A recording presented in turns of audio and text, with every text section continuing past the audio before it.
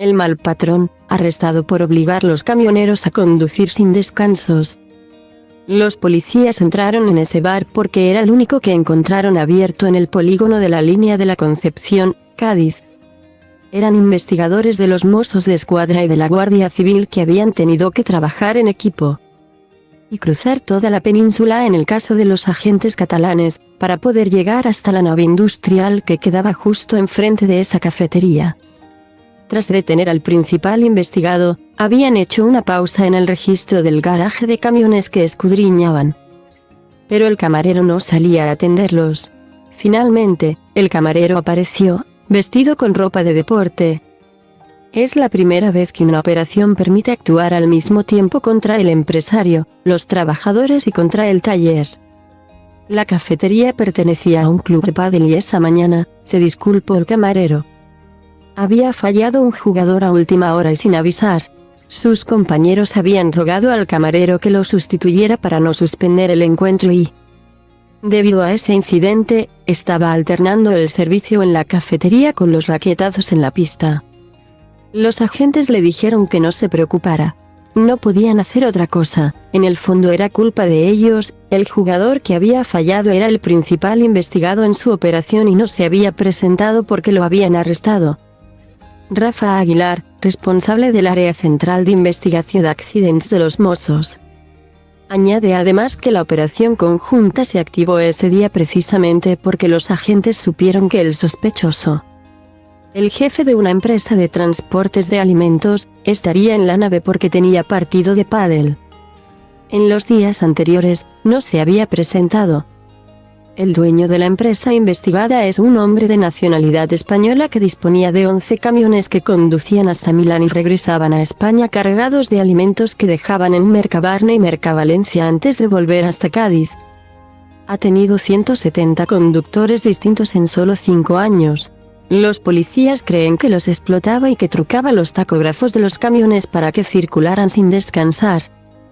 Además, también había pedido un duplicado de su tarjeta de conductor y la cedía a empleados para que tuvieran 2 y pudieran seguir circulando. La empresa tenía 11 camiones que transportaban alimentos de Cádiz a Milán con paradas en Valencia y Barcelona. Esta es la primera investigación de los Mossos en España que permite desarticular un entramado de estas características implicando a los 3 elementos imprescindibles. Tal como pidió la Fiscalía de Delitos contra la Seguridad Vial en 2020, el patrón que presiona, el mecánico que mira hacia otro lado durante las revisiones y los conductores que ceden al chantaje, convirtiéndose en bombas de relojería, subraya Aguilar, debido al agotamiento que sufrían los camioneros al volante. La operación ha sido bautizada con el nombre de On, el dios griego de un tiempo sin principio ni fin. Arrancó con una inspección que efectuó una patrulla de tránsito de los Mossos en Girona. En la AP7, los agentes comprobaron que el conductor, al parecer cumpliendo con las indicaciones del dueño de la empresa para la que trabajaba, había manipulado de una forma compleja el tacógrafo y, de ese modo, había circulado sin hacer los descansos que la Dirección General de Tráfico, DGT, señala como obligatorios para reducir el riesgo de accidentes que, en caso de vehículos pesados, de 40 toneladas, pueden ser muy graves.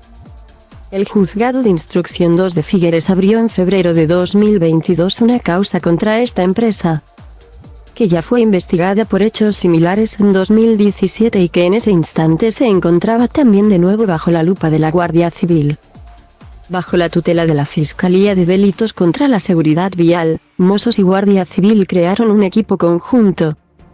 Los agentes contactaron con varios de los conductores que habían trabajado para esta empresa y algunos de ellos explicaron que el jefe les había obligado a circular sin descansar y que, para ello, los tacógrafos estaban manipulados.